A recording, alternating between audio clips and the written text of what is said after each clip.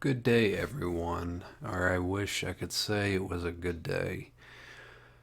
'Cause I just came across a document that I believe is very important to share with you all. I'm going to provide a link to this in the description, and if they do take this down for whatever reason, I have a copy of this saved. So if they do take this down, I can put it on a Dropbox or a public place where people can get this. So, what is this? The public's role in COVID-19's vaccination.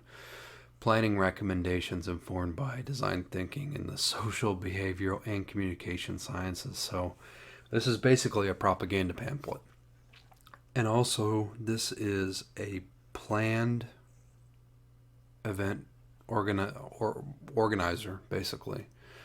We're going to go through some of the highlights of this document. I don't know if anybody else has gone over this yet. This is something that's huge because they talk about gaining the public trust, gaining the trust of minorities for vaccination, dispelling rumors, misinformation about these vaccines, and it's alarming. And we're just gonna look at some things here. I highly recommend that you take the time. You take the time and read this entire thing for yourself. I highly recommend it. You will not be disappointed. Well, you'll be disappointed. Um, but this is an official document from Johns Hopkins School of Public Health, from Texas State Anthropology. This is the real deal, folks, and this is what their plan is, and how they want to distribute, and how they want to talk about, and how they want everybody to be vaccinated. And I won't go over, like I said, I won't go over the full document. I suggest you do that for yourself. But going through this document, what I've noticed is that there's a lot of propaganda and emphasis on dispelling,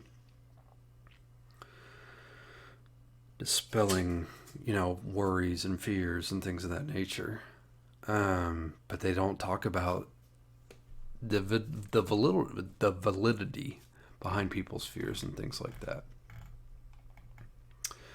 So what I'm going to show you.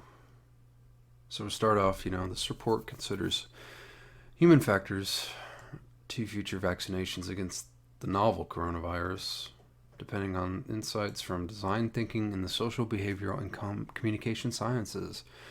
It provides recommendations directed to both U.S. policymakers and practitioners, as well as non-traditional partners new to public health's health's mission of vaccination, on how to advance public understanding of access to and acceptance of vaccines that protect against COVID-19. So that's it. They're telling you what what this document is all about.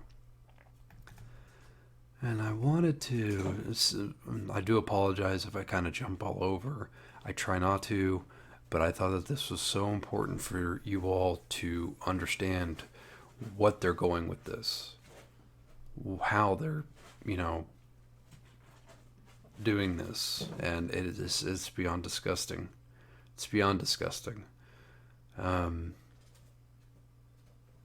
being at the vaccine enterprise talks about joint by private foundations. Operation Warp Speed should commit a portion of its budget and work through the National Institutes of Health, National Science Foundation, and the Centers of Disease Control and Prevention to support rapid response research into human factors related to COVID-19 vaccinations.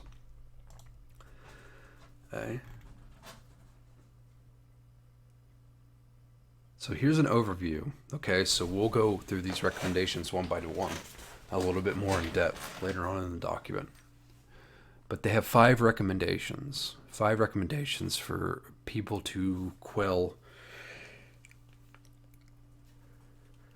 Excuse me, it's very early in the morning. I have to record early in the morning because everybody else is asleep. Recommendation Number one, understand and inform public expectations about vaccine benefits, risk, and supply. So basically, this talks about the availability to minorities,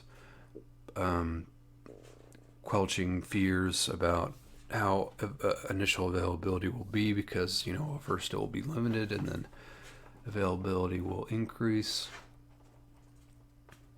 Earn the public's confidence that vaccine allocation and availability are even-handed. The government should take steps to make the vaccine available at no cost for all Americans, and publicly pledge that everyone who wants a COVID-19 vaccine will get a COVID-19 vaccine.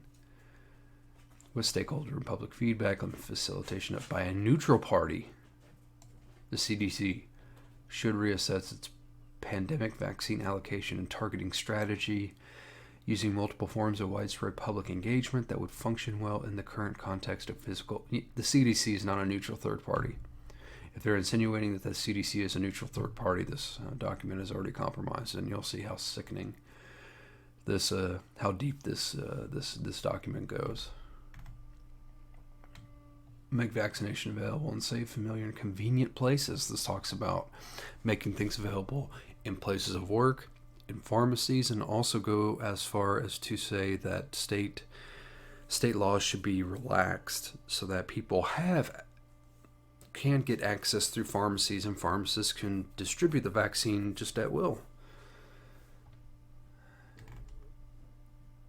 Communicate in a meaning, relevant, and personal. Crowding out. This one was a big one. This number 4 right here, and we'll go over the more in depth. Communicate in meaningful, relevant, and personal terms, crowding out misinformation. So it talks about you and I. They want to crowd out our quote-unquote misinformation, and try to instill trust. I have to tell you, the benevolent, of course it's sarcasm, people that wrote this, when you write things like this and when you publish things like this causes mistrust. When you openly call for how people should combat misinformation, and how there's a pandemic of misinformation on the internet that they're trying to combat in regards to the vaccine. It's pretty sickening, if you ask me. Recommendation apologies, that's by Ferret. That's next to the desk. Establish independent representative bodies to instill public ownership of the vaccine program. Talking about using family members, using people to calm those who won't take the vaccine to take the vaccine. I mean, this is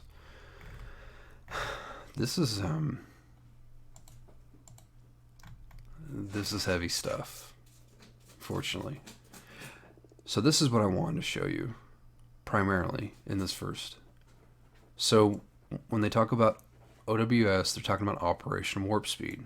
That's the acronym that they're using. OWS is Operation Warp Speed, signed by the Trump administration. Yes, signed by some your beloved Trump administration to deliver this vaccine.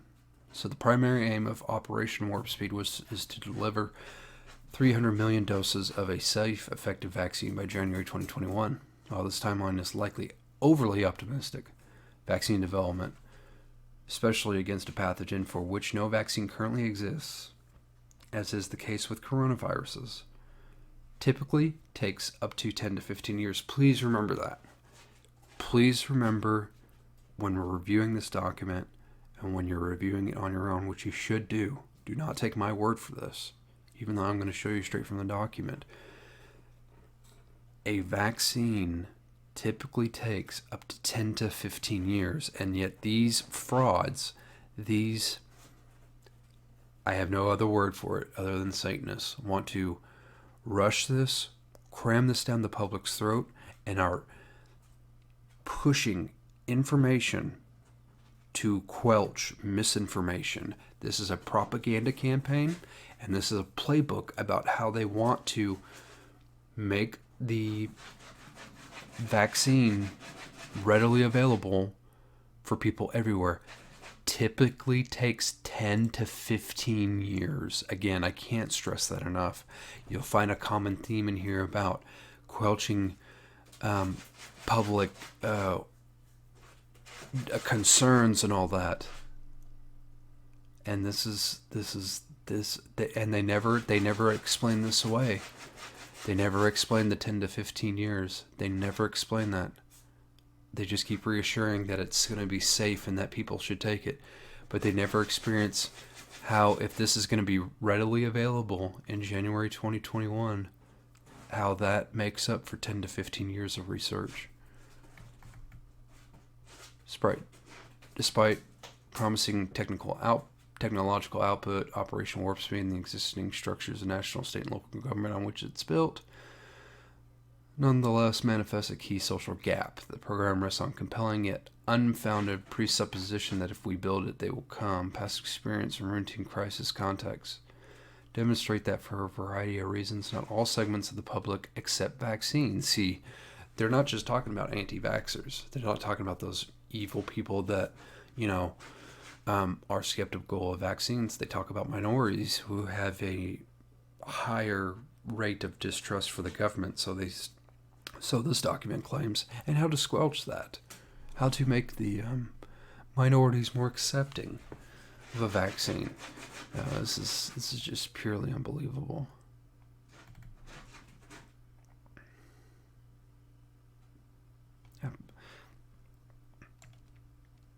Baseline vaccine hesitancy and uneven access to vaccines, coupled with the country's currently charged political environment and fragmented pandemic response, call for effective planning and implementation of a COVID-19 vaccine program. That's an opinion, but they're going to force this on everybody, and they're going to try to force this on everybody.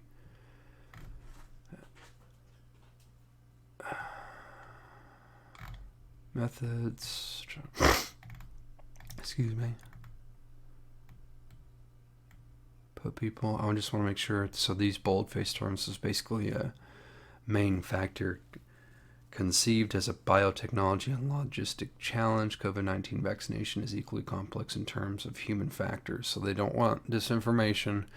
Human beings, are they need to trust the vaccine. They need to trust the government.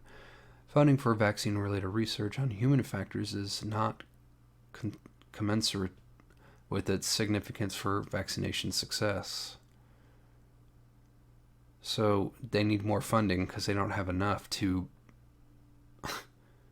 It's not comparable with its significance for vaccination success. I mean, this is just unbelievable.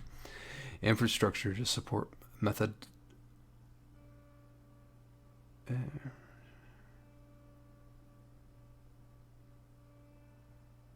See, this is just infrastructure to support methodical basic research in a steady state environment is not outfitted for applied research during rapid response to a dynamic crisis like COVID-19. We've talked about their hype in the numbers. We talked about their hype in the deaths. People that die of heart attack that may have that somehow tested positive for COVID. That is a COVID death. It's not a heart attack. Seasonal flu, pneumonia, deaths are down because those are being counted as COVID. Those numbers are being pushed on us, and this is a psychological operation. This is a psychological war that we find ourselves in the middle in. In the case of SARS-CoV-2 vaccines, an example of the need for more agile funding mechanisms to support social and behavioral research is an NIH funding opportunity. Award issued June 2020, made possible by the CARES Act for its earliest project. Start date is September 21. They're a full 9 months after. Gosh, I apologize. A full 9 months after OWS plans for COVID-19 vaccines become available. 10 to 15 years, where'd that go? It's gone. Not for the COVID-19 vaccine. They want to push this very, very hard, reconfigure research investments to value the contributions of both bioscience and the behavioral science, the development of SARS-CoV-2 vaccines. This is rapid social behavior and communication science within the COVID-19 response, helping to deliver timely data and empirically based advice.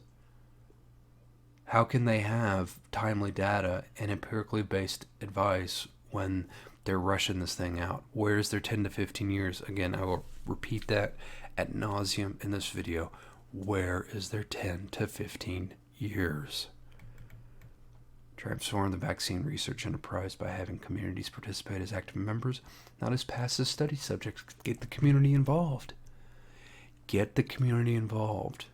Get people involved in quelching misinformation, in quelching public unease.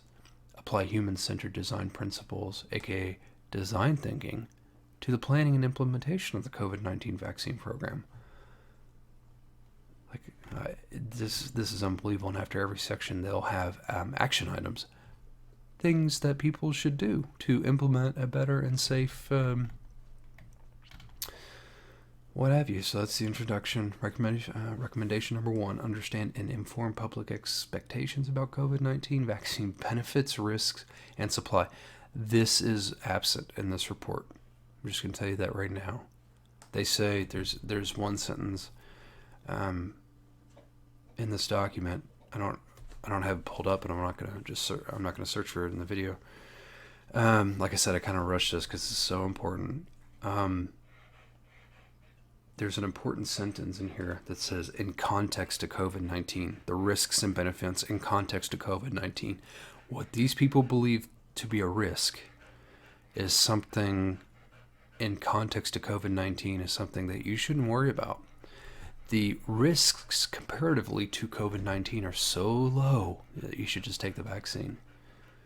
Also, too, in this document is how the Department of Defense is involved in this, and the DoD will be involved in the implementation of the vaccination. So you may want, I naturally question when a document tells me that the Department of Defense will be involved in the administration of a vaccine. That just gives me pause. I'm not sure about you guys. There's a risk that projections about vaccine development are overly optimistic and may set up unrealistic public expectations and mistrust around vaccine safety and availability. 10 to 15 years. 10 to 15 years. They're not giving us 10 to 15 years. They're rushing this thing. So obviously, we have a natural mistrust about the vaccine safety. 10 to 15 years. We'll repeat that ad nauseum. Emphasis on the unprecedented speed with which vaccines are being developed has inadvertently prompted safety concerns. They say it themselves, 10 to 15 years, but don't worry. In this paragraph, they use the example of the H1N1 vaccine as a comparison. Now, that's a really bad comparison in my book, because if they want to try to compare the H1N1 vaccine or situation to COVID-19, they didn't shut down the global economy, and there was a very low death rate, and people didn't get the vaccine. People were fine. But this is the closest thing they have that they have to compare it to. In 2010, for example, many Americans rejected the H1N1 vaccine out of a sense that the vaccine was rushed and thus unsafe. 10 to 15 years for this one, guys. I mean, you really ought to look at yourselves in the mirror, and you just need to get right with Jesus Christ. That's all I can say. And I'll show you one article from Christian Post that's come out already preaching this. And in this document too, they talk about doing vaccination locations at places of worship, and using people, influential people, community leaders. They don't necessarily say pastors per se, but church leaders. So if your pastor starts talking about the benefits of the vaccine, that is something to watch for. How many shills are going to shill for the vaccine? It's going to be very interesting. How many popular pastors of today's society, quote unquote, are going to shill for this vaccine, and shame on them. Shame on them. Can you imagine, as a man of God, supposedly, you shilling for a vaccine that's I deem unsafe? Just on the basis that from this own report, they say it takes 10 to 15 years, but they're rushing this thing out by January 2021. Now, who knows how long it was developed behind the scenes, but on paper, on the surface, you have to think about this. This thing has only started development around June, April. We'll say April at the earliest. 7 to 8 months, being generous. This is unfathomable. Was rust and thus unsafe. This happened despite the fact that the vaccine was only a strain change for a flu vaccine, and not a novel technology. And the vaccine had been fully tested before release. What should that say to you? This vaccine may not be fully tested before release, and it is not a novel technology. Novel technology. What are they talking about? This vaccine is not just a simple strain change for a flu. They're saying the H1N1 was not a novel technology, which is insinuating that the coronavirus vaccine will be deployed by the DoD. The legal and policy mechanisms by which medical countermeasures become publicly available are likely to influence public acceptance of SARS-CoV-2 vaccines. I mean, so you obviously they're starting to insinuate.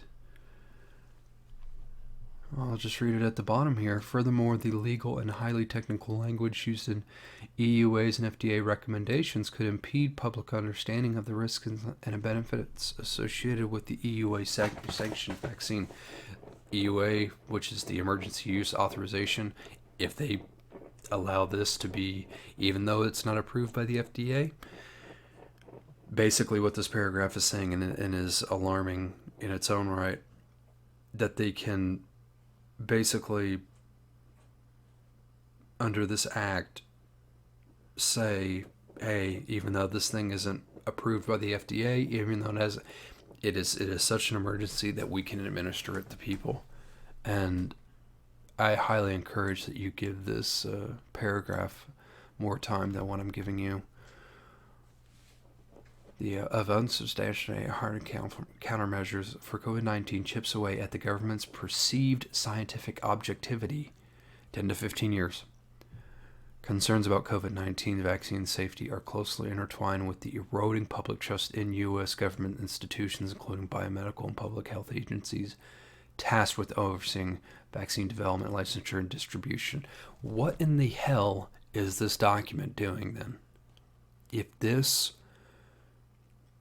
If U.S. trust is being eroded in today's society, this document is not helping your matters, sirs and ma'ams. And there's a full list at the top of the people that were involved in this report. It's just staggering. Underestimation of COVID-19's risk fostered by an inconsistent government response dampens public willingness to implement protective measures. So we got to come out in force. Some states open, some states close, some states are reopening. This inconsistent government response, we really got to get that buttoned up if we're going to be successful in this vaccine implementation. Best practices. Temper expectations of a vaccine as a quick fix. See, they admit that this vaccine that they want to publish, this vaccine that they want to push on people in the document, they say there could be other vaccines that you have to take. This may not be a quick fix. This may not be the be-all, end-all. You may have to fix. We may have to give you additional vaccines for you to be completely secure. We continue. Forecast a range of vaccine possibilities from best case to worst case scenarios regarding vaccine supply and effectiveness. So not best case to worst case scenario in regards to safety, in regards to the methodology behind the vaccine and what the vaccine is. Just the best to worst case scenario regarding vaccine supply and effectiveness. They want 300 million doses ready to go by January 2021. Just wrap your head around that. Persistent transparency around vaccine safety systems and actively work to protect their integrity. I mean, 10 to 15 years, guys. You said it yourself. Early on, seeking counsel and input of communities who have historic reluctance towards novel vaccines and understandable fears of being experimented on. They're talking about black people. They say it in this document. And to my black brothers and sisters in Christ and those that see this video, hopefully, you should have a natural distrust for your government. That's only healthy. It's only natural. The Constitution lays a framework for natural distrust, a healthy natural distrust of government. It's outlined in almost every single amendment. The Fifth Amendment, you have the right to not incriminate yourself. The Fourth Amendment, you have the right to, unreasonable search and seizures, and that includes your body. That includes the vaccine. You are protected by the Fourth Amendment against a government that's trying to do this to you, against a think tank that's trying to do this to you. The public's role in COVID-19 vaccination. You have a right. You should naturally distrust your government, and especially when they publish things like this. Some of the action items that you can review. The CDC, with the support of Congress, should fund state and local health departments via the Public Health Emergency Preparedness grants to form partnerships with grassroots level organizations and stakeholders. You will be shocked who comes out shilling for this, I guarantee you. So be on the lookout who gets funding and who is selected to do the bidding. Recommendation number 2, earn the public's confidence that vaccine allocation and availability are even-handed. So once again, we don't just want the health officials to get it first. We don't want this and that and the other. We want to ensure the public this is going to be available for everybody. Plans for SARS-CoV-2 vaccine accessibility in terms of product affordability and material distribution have yet to be developed and or communicated. They talk about later in the document how they're going to use at-home nurses and certain places of work is going to be a big administration center. And churches even. So yeah, your pastors. The pastor response team is going to be alive and well, and they're going to shill for the government for the vaccine. Be prepared. Be prepared to hear, more sermons coming out about Romans 13.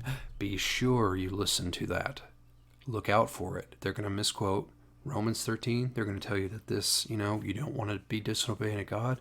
This is not the hill to die on. Romans 13 is in effect, and you better take your vaccine if you want to be a good Christian. Don't listen to the hirelings. Don't listen to those that, by their fruits, show they are damned to hell.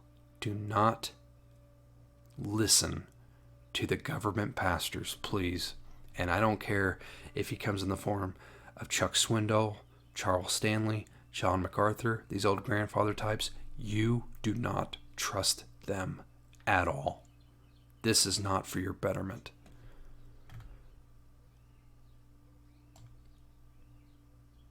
Vaccine doses will likely be limited at first, promoting the complex question of who should receive vaccines and in what order.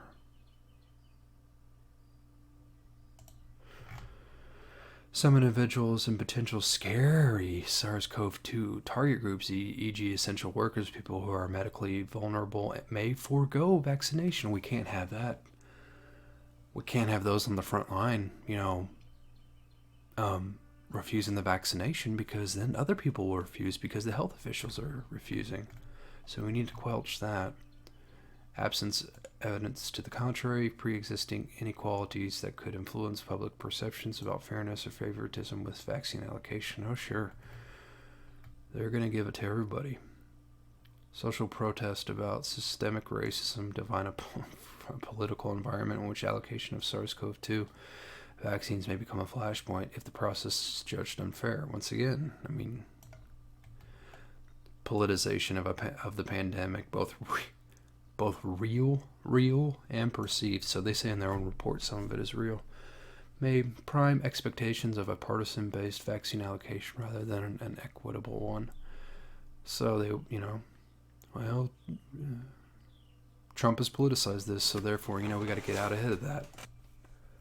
So anyways, we continue. Best practices employ public engagement efforts to better understand group values and beliefs regarding the allocation and distribution of potential COVID-19 vaccines. Implement vaccination allocation guidelines consistently across different geographic locations and healthcare providers. Develop allocation strategies that take into account racial, ethnic, and social factors and vaccine attitudes. They want to make this vaccine free for everybody. I'm just going to warn you guys. Develop object allocation strategies and provide concrete proof that this process is apolitical. You better believe it. This push to have everybody vaccinated with this novel technology from this report's own mouth is not going to be apolitical. They want to vaccinate all. Lefts, rights, blacks, whites, Asians, everybody, and anybody in between. They sure do want to do this. Moving on. Make vaccine available in safe, familiar, and convenient places. Now, so this section talks about making it available in pharmacies and workplaces, like they do the flu vaccine, but this will be much more devastating. The SARS-CoV-2 vaccine supply will increase incrementally, becoming available at first for specific target groups and later culminating in population-wide vaccination. Nowhere in this report do they even question themselves. Nowhere in the report do they say that there's going to be a choice. This whole report is not about choice. It is about propagating a mission, and that is to vaccinate everybody regardless of race, gender, social status, or job status.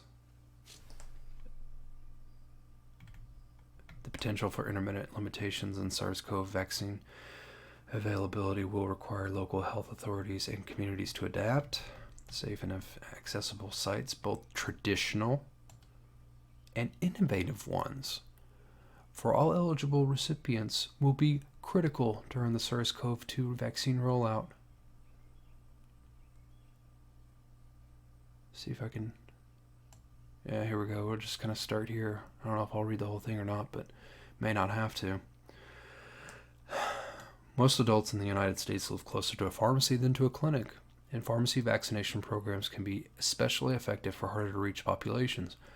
Pharmacy immunization efforts work best when pharmacists are given adequate training in administering a new vaccine and when state-level policies allow pharmacists the ability to administer a vaccine directly without a standing order. Just change the law so they can do it. We've got to get people vaccinated. Other non-traditional vaccination settings include grocery stores, senior citizen centers, health departments, mass vaccination clinics, and local corporations. These have been assessed as safe and acceptable sites for pneumococcal, sorry, I have the trouble with that word, and influenza vaccines. After doctors' offices, the next most common settings for influenza vaccination are pharmacy stores, e.g. supermarkets, and workplaces. So they're going to roll this out everywhere. To allow adults to be vaccinated directly in their workplaces seems prudent, especially for essential workers likely to be in the first tier for vaccination. I don't say this with pride. I just say this as a matter of fact. I am, quote-unquote, an essential worker. And, so I'm going to be one of the first ones we're going to try to stick. Schools, which are trusted institutions present in every community, and that's a joke, and available on weekends and at night, are an additional candidate location. They were used during mass polio vaccine campaigns. This will be at the schools, this will be at your grocery stores, this will be at your places of work. It's coming no matter where you go. In some cases, it also may be acceptable and feasible to deliver vaccination via home visits by community health nurses when vaccination is bundled with delivery of other preventative health services. This approach has received a strong recommendation in the past from the Community Preventive Services Task Force, ensuring that all COVID-19 vaccination sites maintain safe physical distancing practices may require additional planning. Yeah, no kidding. Communities will need public health authorities to disseminate up-to-date, comprehensible, and trustworthy information about vaccine opportunities. negate this report. The chutzpah. What vaccine recipients consider to be a safe place to be vaccinated may differ across various groups. I don't want to take too much time on this because I want you to... Here we go. This is very important. Most of this is important, but mass vaccination clinics and physician offices may be less convenient and feel less safe than other sites for Black and minority communities. In the case of future SARS-CoV-2 vaccines, DOD's, that's the Department of Defense, the Department of War, central role in Operation Warp Speed operations could also compromise trust, as this could be perceived as a militarized approach. It is. The Department of War is involved in this, a militarized approach to vaccination that is outside of the norm and may provoke fear in certain groups. So best practices utilize non-traditional vaccine sites like schools, pharmacies, workplaces, grocery stores, health departments, mass vaccination clinics, faith centers, barber shops, senior centers, dental offices, home visits. There's another one, and others. I mean, they're gonna do this. Ensure that federal agencies, state and local public health officials, and other entities design communication strategies that underpromise and overdeliver on vaccinations. Anticipate hesitancy among marginalized populations who may be fearful or wary of seeking vaccination at sites that have historically caused mistrust. And plan to either expand sites to better serve these populations or engage these populations earlier to earn and build trust. The action items for this recommendation: number 3. Recommendation number 4, communicate in meaningful, relevant, and personal terms, crowding out information, crowding out people such as myself and others that are trying to warn you of this vaccine, crowding out that information. A profusion of true and false information now circulates around the COVID-19 pandemic. True and false. Yes, very dangerous. True and false. The WHO, which is very trustworthy, by the way, the World Health Organization. Very trustworthy. I say that tongue-in-cheek, of course, but very untrustworthy. Very untrustworthy site.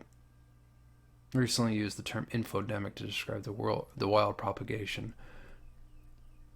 I mean, this is projection. They're propagating a whole report about how to get in front of this, how to vaccinate everybody, but yet we are propagating false information during the COVID-19 pandemic. This is just the absolute chutzpah. To sit there and just deny reality in your face is something unfathomable. I don't know how these people sleep at night. Topics include science, public health, social disruptions, political divisions, and economic fallout, such as when unemployment rates peaked at 14.7%, millions were out of work, and pitched calls were made for business operations to resume. There are many reasons for the flood of COVID-19 misinformation, including the widespread public adoption of social media platforms as a tool for information seeking, the uncertain nature around COVID-19 as a novel infectious disease, and the presence of disinformation campaigns aimed at deflecting blame and pushing false narratives around the global COVID-19 response. This isn't helping, you guys. This isn't helping. Okay, there's one paragraph coming up that I believe is the most important that I read in the entire report. First, COVID-19 vaccine is far from materializing. 10 to 15 years. They're just bypassing that. It's a footnote at this point. But the topic has already commanded immense public attention and generated its own pool of misinformation. Well, I'm glad you guys are here to sort that out. Excuse me. Health communicators in the pandemic face the enduring problem of how best to engage, educate, and empower audiences who have diverse beliefs and life circumstances. So best practices, this is where they get down to how to quelch. And this is just amazing. Put communities' well-being at the center of the SARS-CoV-2 vaccine communication, rejecting any political trappings. Yes. This talks about the politicized nature, but this is it. And I ask for your forgiveness for reading this whole thing, but I want you to know where they are coming from. This is the most important, in my opinion. You may find something more important, but this is the most important paragraph of this entire document. Start engaging communities now to discern the matters of most importance to them in relation to SARS-CoV-2 vaccine, and keep listening. Meaningful community engagement presents an opportunity to foster relationships, build trust, and better understand community values. Scientific facts typically are not enough to motivate people, sorry, I had to chuckle, about health risks and protective behaviors, including vaccination. There is evidence that community and individual values and social norms often are more influential. The HPV vaccine, for instance, was largely heralded as a safe and effective instrument for cancer prevention, yet public worries about the stigma of treating a sexually transmitted disease and about teenage sexuality outweighed facts about its effectiveness in certain groups. In the case of COVID-19, it will be essential to ascertain, apart from scientific facts, so they're claiming that they're facts, they may need something else other than their so-called facts to push this, e.g. community immunity, herd immunity, which they talk about the 65 to 70%, they want their shtick. What alternate reasoning could prompt vaccination? For example, so let me read that again in the context here. This is very important, and I hope you're following along. What alternate reasoning could prompt vaccination? So that sentence is very important. In this document, they're admitting that other than scientific facts, quote unquote, what can be used to get people vaccinated? And they show their hand. We knew this was coming, but now this is an official document. For example, sorry, my highlighter's all jumpy. For example, being free to return to work, school, or worship. So basically, what does that mean? If they won't go off scientific facts, threaten them with keeping them at home, away from school, and away from church until they're vaccinated. That's what that means. Adhering to social and cultural norms. See, public peer pressure. See, this is altruism, collective obligation. You're obligated to do this. Why aren't you doing it? Why are you so... I mean, don't you want your freedom? Don't you want to be part of the collective good? Come on, just get the vaccine. Don't be stupid. I mean, don't be a cowboy. Just take the vaccine. I mean, don't you want to go back to school? Don't you want your children to go back to school? Do it for your family. Do it for yourself. That's what that's what this whole paragraph is about, and it's absolutely sickening. Lowering risk of SARS-CoV-2 infection for vulnerable loved ones? Don't you care about your children? Do you want them infected? What about grandma and grandpa? How could you be so callous? Please take the vaccine so that you're not hating your loved ones. Conducted early on, such formative research that is study of a target audience's attitudes, behaviors, and practices to determine the appropriateness or fit of public health communication can inform message testing efforts and thus raise the likelihood that communication about COVID-19 vaccination is effective. When I read this, I was just speechless, and actually I'm speechless again. This is beyond. You people that wrote this need to repent. If you are a Christian, and if you're not a Christian, I strongly urge you that you ask Jesus Christ to forgive you of your sins and cleanse you from all unrighteousness, because if you continue in this path without the covering of Christ, you force this vaccination on people, and you try to subvert tactics like projecting and making people, concerned falsely about their family members and taking away their freedom over vaccine. Judgment's going to be hard for you. And any pastor, and I know pastors probably won't ever see this or listen to this, but I'm just telling the general public, if your pastor starts to talk about this, you need to run. You need to run. Ongoing communication efforts also need to be dialogic or two-way. Public health agencies and their partners need to seek opportunities, e.g. Facebook Live sessions, online community meetings, hotlines for community members to ask questions about vaccines and share concerns that they may have. Once again, nowhere in this article does it talk about choice in the vaccine. It's not going to be a choice. Use surveys to identify the prevalence of attitudes and beliefs across the U.S. population among specific subpopulations and over time to detect any changes to that. You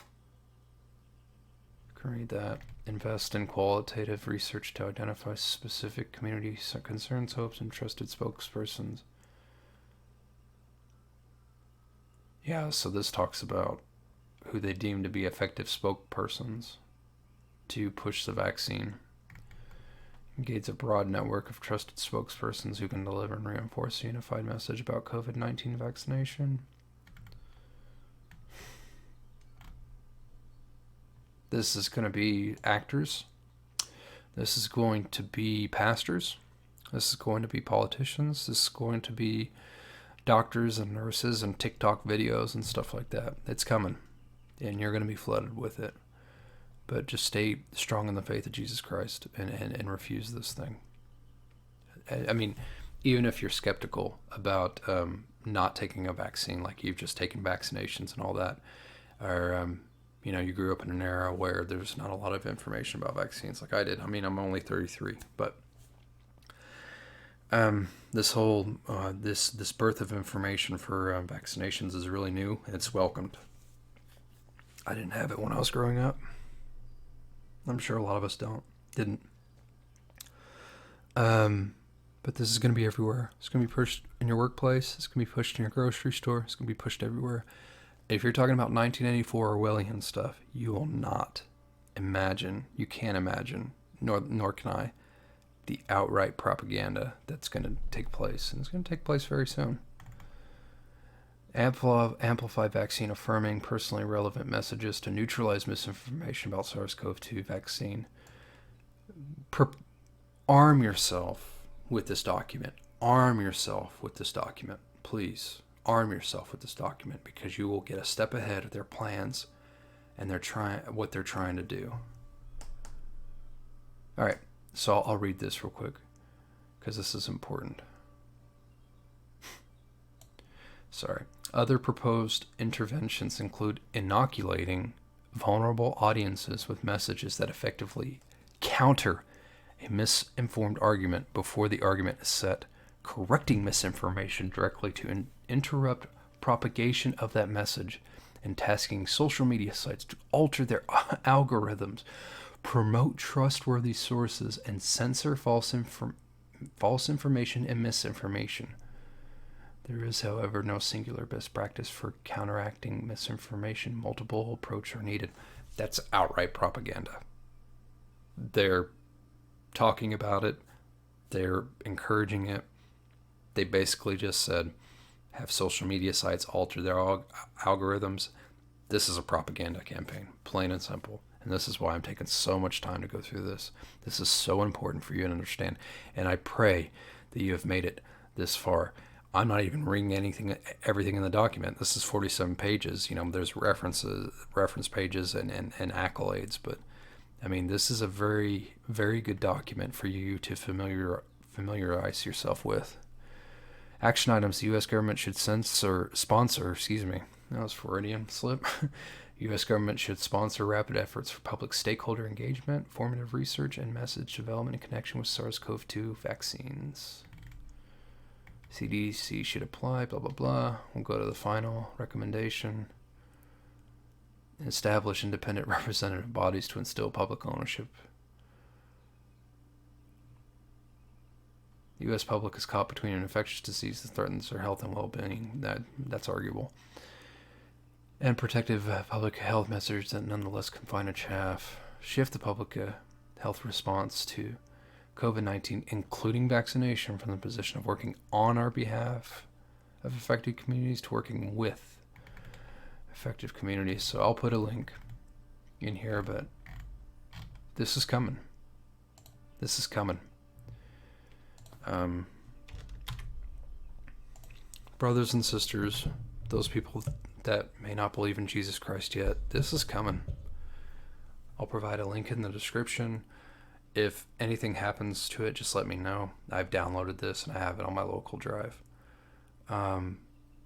It's time to get right with Jesus Christ.